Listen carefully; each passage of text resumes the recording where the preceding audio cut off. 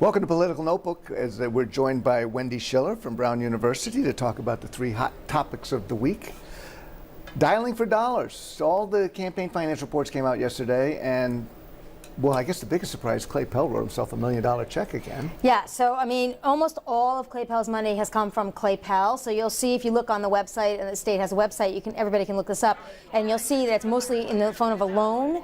So not a lot of contributions from a lot of people. Gina Raimondo, on the other hand, has a lot of money, is continually raising a lot of money, more than $3 million now on hand.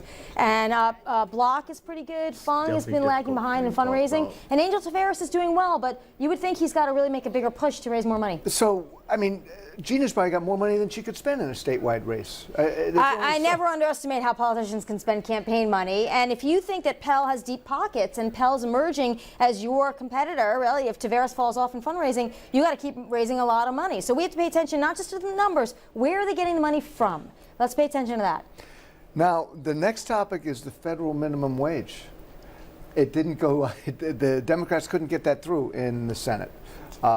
But locally, there's a push to raise the minimum wage as well. So is it? Yeah, I mean, this is something Governor Chafee proposed. Let's get to $10.10 an hour, maybe a year from now, 2 years from now. Let's do it gradually, but let's raise the minimum wage. So I think the momentum should be in favor in Rhode Island, a place that cares a lot about the working class. Let's get the minimum wage up. But it's also the pressures by the Democrats to make this an issue nationwide at every level going into November. You know, we're the party that cares about people getting a fair wage. Yeah, but then there's the issue up at the General Assembly is about increasing economic growth in the state, and they're hearing a lot that an increase in the minimum wage is going to hurt the economy. Well, I think you have to do it really slowly. I think the way to balance the economic interest on the part of business, which you have to take very seriously, and people's need to earn a decent wage, is to do it slowly and then see what the ripple effects are so you don't sort of cause a shock to the economy.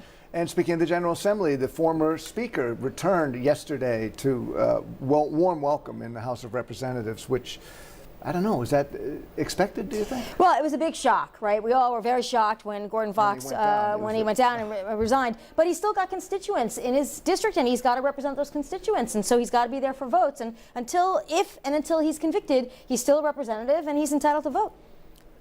And that's Political Notebook for this week.